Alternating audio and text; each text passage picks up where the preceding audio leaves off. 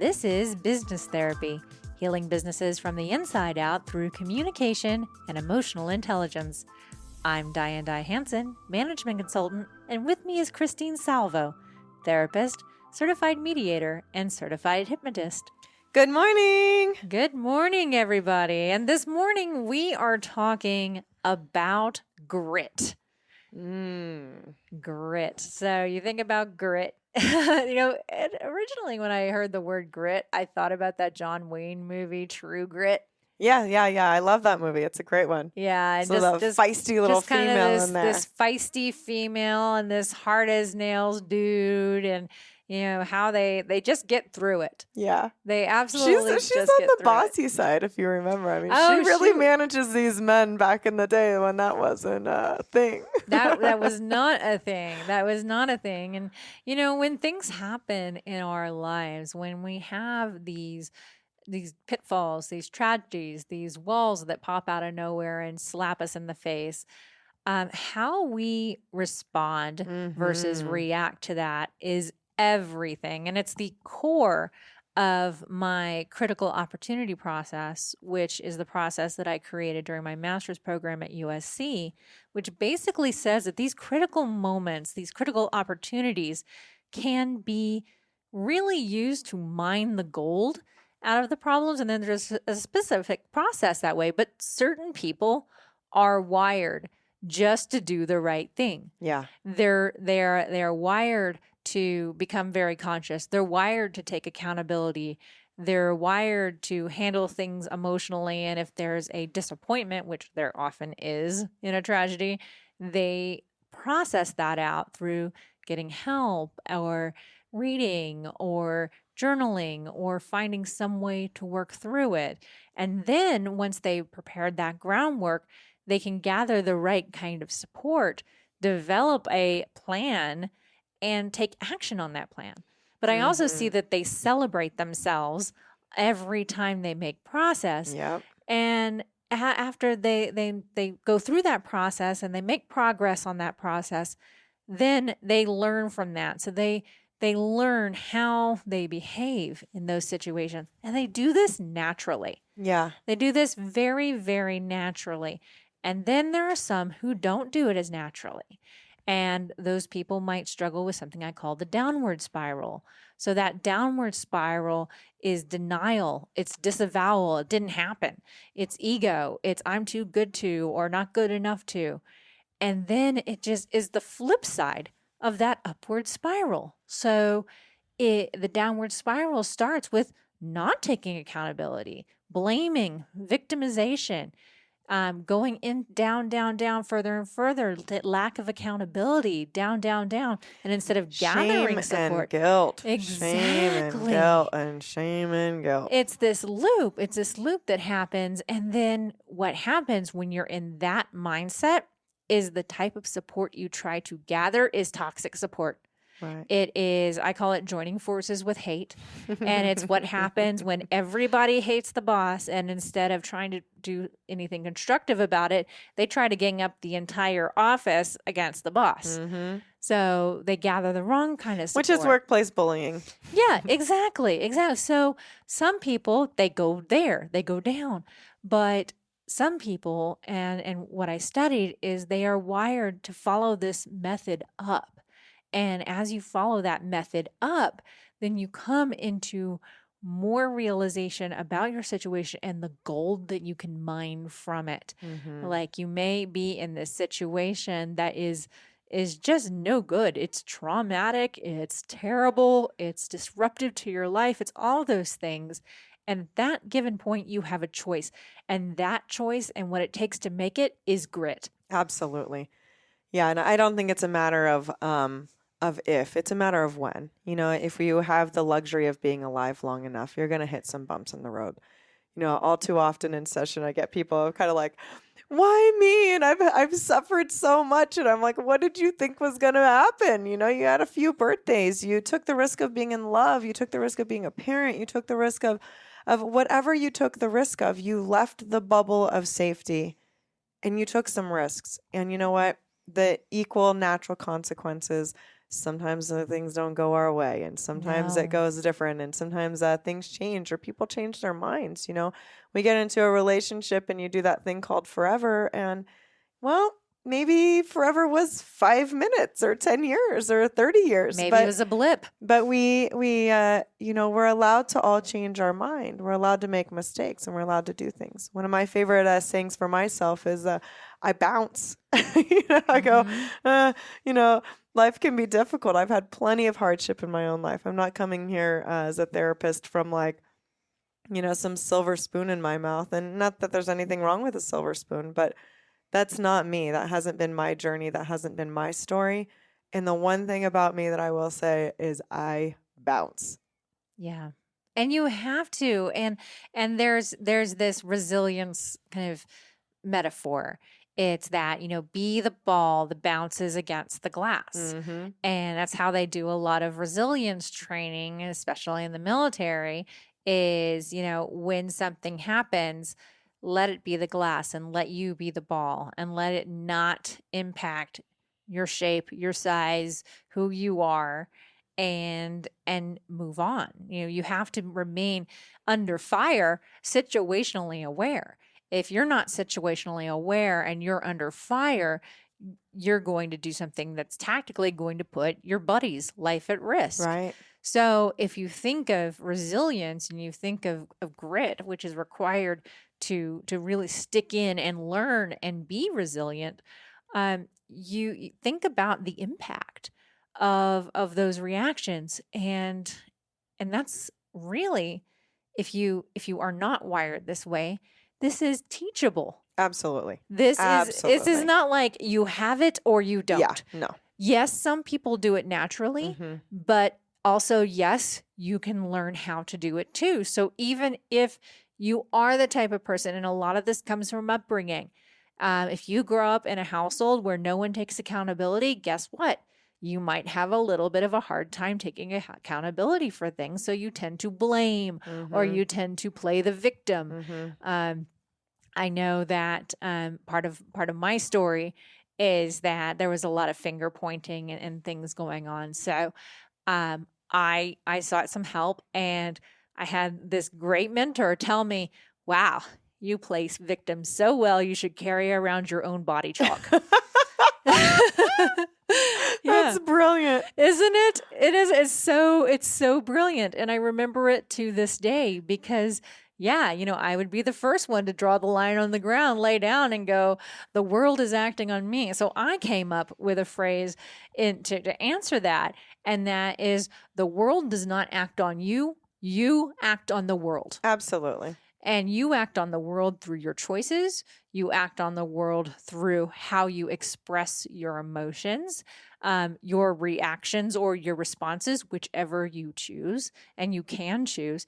Even if you're triggered, you Mm-hmm. can recognize a trigger and go, "Oh, I'm really triggered by that." Mm-hmm. Like if you start to become very conscious with yourself, you can go, "Oh, I'm really, really triggered like that," and you can make a new choice. Absolutely. You can decide to make that new choice. And when I'm doing leadership training and I'm talking to leaders about dealing with customers and dealing with customers who are very triggered, it's not about working against the trigger. It's about validating. I Mm-hmm. understand. I understand that you must be feeling this way. I understand that you're upset by our firm's price increase. I imagine that it was shocking to you to see that. Let me help you understand, and working with them in that way and keeping it focused on them. And when you do that, what you do is you bring them into awareness. And if you can bring them into awareness and bring them back into their bodies, so you say, "Hey, could you write this down?" For just because you write this down, what you're doing is you're activating, you're taking them out of your brain, and they can grab a pen and they can write things down. And now they're in the present moment. Now Yeah. they're having that moment with you. Mm-hmm. Like, I have some information to share. Could you write this down? Yeah. So now they're in the moment with you. You've brought them into consciousness. And then the last thing you need to do with them is just make sure that you two are on an even playing field. You're not coming above them, you're not dropping below them and groveling. You're right there on the same level. And a lot of this can be done through rapport building skills and modulating your voice. And, if you're face to face, mirroring body language and things like that. You and I, Christine, we're both trained in NLP. Yeah. So a lot of this can be done in such a way, but what you're actually doing with that customer is you are bringing them into this first stage of this upward spiral that's going to allow them to release that trigger. Right. And once you can release that trigger, then you can move them through the upward spiral. You can move them in a way that serves them and bring them into understanding. So all of this takes a lot of grit. All of it. It's not just business. It's not just work, right? This is, of course, I'm trying to bring that personal piece here where, you have to be grit to be in a long-term relationship. Absolutely. Parenting takes grit. I can't tell you how many sessions I have where, I'm having parents kind of admit that parenting can be hard and maybe not all that fulfilling all the time. And maybe there's days you don't even really like it. Mm-hmm. And because these social kind of pressures of like perfect parenting and blog parenting and, everything needs to be organic. I need to cook it myself. I need to do cloth diapers. I need to breastfeed until they're 15. I need to I need. And the bar of being this good mother or father is so high that it's inevitable to feel like you're falling short. Right. It's inevitable to feel like, I don't have it. And part of this grit, part of this understanding is, I bounce. I do. But you better believe that when I'm down, the bounce goes up, down, back up. There is a point for self-evaluation of going, where am I being really hard on myself? Because I see that more than anything. It's not that people are typically underperforming. It's that they're so hard on themselves. Yep. If this wasn't radio, you'd see me pointing straight at me. I am incredibly hard on myself. I'm so hard on myself, and it's draining. It's draining to be that hard and harsh, and it does kind of start to punch a hole in grit as well. Is to not cut yourself some slack for how awesome you are. Right. And everyone listening to the show this morning is absolutely awesome. I know that for a fact. You're listening to our show. Yes. Yeah. It takes a certain kind of person that's like, I want to listen to a show about business and therapy and how they're going to blend this, right? Right. Exactly. So you're already self-reflected. You're already trying to look to the future. You're already looking to expand and improve. And you already have so many qualities about you. But I could almost guarantee that if I had you one-on-one, you'd say, I'm not doing these vital words enough. Exactly. And to think about that in the context of grit, having grit is just pushing through with non-judgment. Yeah.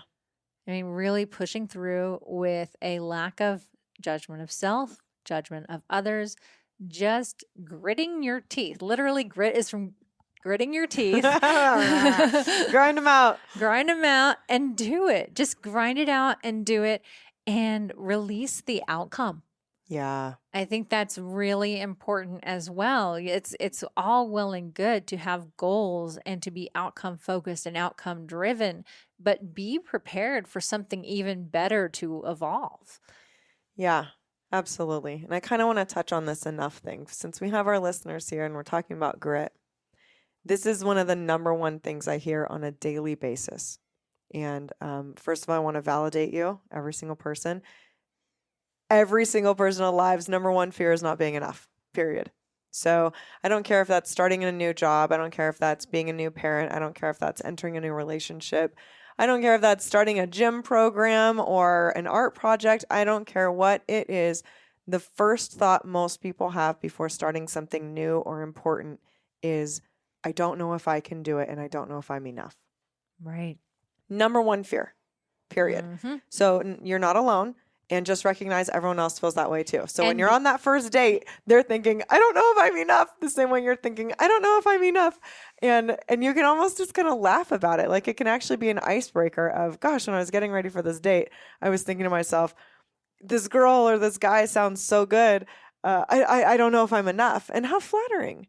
You know, that's so flattering. You didn't right. think you were going to be enough for me. That's crazy because you're kind of awesome too. And I was wondering if I'd be enough for you. And now ice is broken. Okay. Our fear's on the table. We're vulnerable. We know. Now let's see. Yeah. Let's just see what happens And here. when we don't let it out like that, the fear is I'm not going to be enough, therefore they're going to abandon me. Sure. And then that feeling on the other side Well, of the table is and- I'm not going to be enough, therefore they're going to be abandoned. Yeah, So what yeah. do? You abandon each other from the get-go, Sure. and there's never a chance. Self-fulfilling prophecy. And sometimes the end of that sentence is an abandonment. Maybe it's humiliation or embarrassment or you can fill that in however you want. So I have a little fun exercise for these people on the radio this morning. It shouldn't take more than 2 minutes. I want you to imagine right now, wherever you are, whatever you're doing, that like this person that loves you more than anything, right? Your kids, your parents, your best friend, your partner. I want you to imagine someone that just really thinks that you are amazing and makes it a point to tell you and is there for you when you kind of fall down. I want you to imagine this person vividly. I want to take them into your heart. I want you to see them, feel them, look at their smile when they look at you, hear their words of encouragement. And then I want you to tell them that what they think about you isn't enough. I want you to tell them that they're not enough. Because every time you look at yourself and you say, I'm not enough, you're invalidating every single person that loves you and tells you that you are. So whose opinion are you going to listen to? Yours, which is all distorted and all backwards and upside down with all your fears and doubts and all the things, or the people that really look at you in your life, your children. You're going to look at your children in the eyes and you're going to go, guess what, kids? Daddy's not enough. And they're going to go, what? You're the best thing ever. I love you so much, right? If we could only see ourselves the way the people we love see us. Mm-hmm. Secondly, another antidote to that is how many people is it going to take? Is one person loving you and saying you're enough? Or does it have to be 10 or 100? And think of really what that looks like. How many people have to validate you and tell you you're enough before you're willing to internalize that and go, you know what? I'm alive for a short period of time. Is this really what I want to be concerned about right now? Or are there more important things I could be doing in this moment? Right. And know that your kids or your partner or your friends, they're all thinking the same things too. And they need that exact feedback from you. Exactly. And did you feel that? I did feel that. I absolutely felt that. It's really interesting. And also if you plot it out on a graph, I imagine that the more people an individual is trying to serve, the less enough they start to feel because they don't feel like, oh my gosh, there's all these people. I don't know. Am I going to be enough for them? And there's more and more. I imagine this because it's what I experience writing my book is, oh gosh, who am I to do this? Because I'm not going to be enough. I look at everything else on the bookshelves. I look at all the research. I look at, all the people out there who people are listening to. And I don't think I measure up. I don't think anyone will read my book. I don't think and I think if an academic reads my book, they're going to throw it over their shoulder as a piece of garbage. And I think people are going to bring my book to Burning Man and use it as an effigy. And, it's just where my mind goes with this. And especially when we're looking to accomplish something great, it's that feeling, that crush of not enough. I want you to imagine something now, right now. Imagine that book could change lives, many. And that if you don't write it, there's people out there that will not benefit from it. That it's a greater tragedy of you not fulfilling your purpose for the fear that someone won't like it, instead of really focusing on the people. It will change their entire lives. We all have the capacity to change lives. I haven't really shared this story. I was a pretty distorted teenager. I had a lot of emotional issues, a lot of issues, poverty and domestic violence and alcoholism and drugs in the home, and the whole thing was pretty ugly. And I was down this downward spiral, as you called it earlier. Not because I wasn't smart, not because I wasn't bright, not because I didn't have everything it take. I didn't have any support. And there was one teacher. He said one thing to me. One thing is the reason I am who I am. Seriously, one thing. He said, I was expelled from school in 10th grade. I had to go to this kind of special school half an hour away because I couldn't even be in the same school district. I mean, when I do damage, baby, I'm going to do it well. So, he taps me on the shoulder one day. And I kind of turn around and look, I'll never forget. And he goes, Christine, why are you doing this? You're smart. And I looked at him, and I'll never forget. I just kind of went, I don't know. And I'll tell you the trajectory, a real quick story. I ended up completing all my coursework a year and a half early. I could have graduated an entire year and a half early, but my family wanted me to go back to high school when my expulsion was over and walk across the stage. So I went my senior year. I had 2 classes a day, and I graduated in January. I went back for June to walk across, right? I started college when I was 17 because I'd already graduated high school, and it was on fire from there. So it hasn't been fast. It took me 17 years to complete all of the education that I've completed. So it was slow, and I had kids, and I got married, and I lived life, and I worked all these jobs, and I did all these things. So it wasn't a clean, easy path. But one single person said one single sentence to me, and my life was different. So I want to imagine that you don't say the thing, and you don't do the thing, and you don't write the book, and you don't do the radio show or the podcast, and you keep your mouth shut, and how many people will not benefit from that one thought that you've had, and what a tragedy that would be. Wow. And that's amazing. And words are powerful. Words are, especially the words of educators. So I think it harkens back to something a teacher told me that wasn't so great and is connected directly to why my book hasn't been written. And I was really, really proud, like probably overly proud. I'm a pretty enthusiastic person. I tend to jump up and down, scream, do cartwheels, jump from the hilltops, when I'm very proud of something. And I was very proud of this piece of writing that I did for the literary journal, or my school's literary journal. And she looked at me and she says, "You can't write. Don't even try." Yeah. Your writing is terrible. You can't write. Don't even try. You're not that good. Along those lines. And boy, did that stick. So I think listeners too, just as much as people can validate you verbally, they can also invalidate you. And Absolutely. it is your choice. Mm-hmm. It is your choice what you let stick.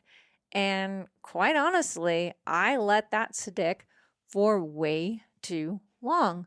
And even so much so that when my writing was complimented by my professors at USC, I told them what that high school teacher said to me. And they're like, well, I am a tenured professor at USC. So I think I outrank her. Right. So, but the thing is that, and I'm always reminded of The Greatest Showman and P.T. Barnum, and how the critics just panned him. Right. His show was a circus. Mm-hmm. What did he do? He adopted the term circus. Mm-hmm. It's this, it's that. Oh, great. It's a freak show. Let's make it a freak show. Mm-hmm. It's what you do with that information. Absolutely. And negative that criticism is grit. And that wonderful. Is grit. The ability Yes. to take the peanut gallery and translate it into whatever you want. Exactly. Yes. And so if, in my story, that was the one positive thing I had heard in years. I hadn't heard anything nice. No one ever said anything like that to me. So it really stuck out. In your situation, that really stuck out too, obviously. But looking at this and going, hey, if she says I can't write, what if I could just take that as feedback? And now I'm going to read about writing, and I'm going to practice writing, and I'm going to put my time, heart, and energy into writing. And because I can't do it naturally, like we talked about earlier, right? Sometimes it just comes natural and sometimes it just doesn't. But we can take any one thing and put our heart into it and develop. Skills are developable. We can do anything that we want to. We can learn new languages. We can do all the things. Mm-hmm, mm-hmm. And I went to a workshop once and it says the perfect response to feedback is thank you. Yep. Thank you. So if you just say thank you and you just decide what you're going to do with it, that's great. You really advocate for yourself that way. Yeah, and we're all motivated differently, right? Yeah, exactly. So someone saying you can't may be the perfect motivator for someone going like, want to see? Want to see? I'll show you. I'll show you. I'll show you. Yeah. Yeah, I have some great I'll show you energy. Yeah, I have some great stories of I'll show you too. Especially from my divorce. And yeah, absolutely stay tuned for our next episode to talk about and how divorce as a life event can act as a catalyst for amazing change and mindset shifts. But yeah, my divorce, same thing, that I'll show you attitude. It pops up and you know what? Great. Because it serves. So thank you so much. What a great morning. I hope you utilize Christine's exercise and you really hone in on that fact that you are enough and that you can get through anything with just a little grit. And some bounce. And some bounce. I'm Diane Hansen, management consultant. Christine Salvo, therapist, hypnotherapist, and mediator. And this has been Business Therapy. Have a great morning. Have a great day.